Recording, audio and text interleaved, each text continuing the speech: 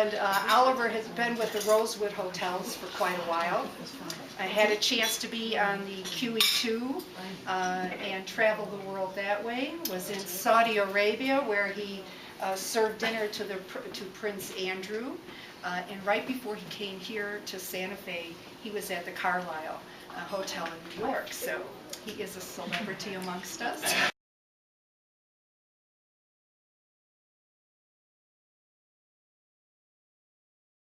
Yeah, I was hoping we could do karaoke or something. So he's thinking, okay, Trail of Tears, that was pretty sad. I bet you can't make a cartoon about that. Well, I did, and I brought it in. These natives, and at the top it says, as the general moves yet another tribe off their land, and they're walking. And as they're walking, one of the natives is saying, there's no place like home, there's no place like home. And the general says, stop saying that, right?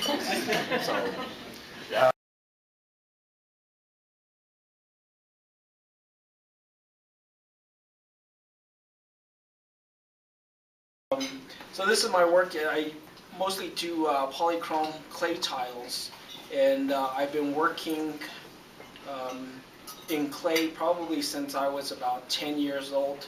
But prior to that, I was doing little paintings, drawings, things like that, and I've been involved with SWAIA Indian market since I was about 3 weeks old.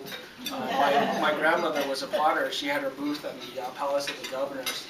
So, I was about 3 weeks old, and the Indian market was happening, and they had me under the table on the little laundry basket. So, it's been one of those things that's been, ongoing in my life, and very much a part of lifestyles and things like that. The clay tiles are made from traditional Santa Clara Pueblo clay, and then it's painted with mineral pigments and fired outdoors.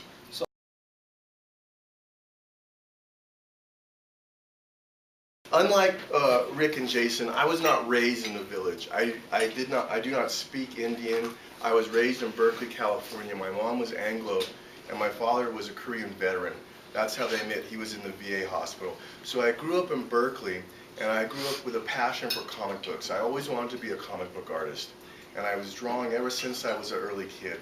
And later, I showed up at the Institute of American Indian Arts when I was 19, and I met a Hopi lady called Atale Loloma. That was my first introduction to pottery. And I fell in love with it instantly, and I wanted to become a traditional. Using pottery, I guess, as a kind of a written language, which I have always viewed it as. If you look at the historical aspect of Pueblo pottery, I do view it as our language written to some degree. Not with letters, but a language of symbols and metaphors. I started to narrate my life experience, reassimilating to the Pueblo, things that I saw around me, issues such as gaming, alcoholism, land and water, just anything that I found kind of fascinating. I would transcribe it and kind of do this little allegorical tale and put it in my pottery.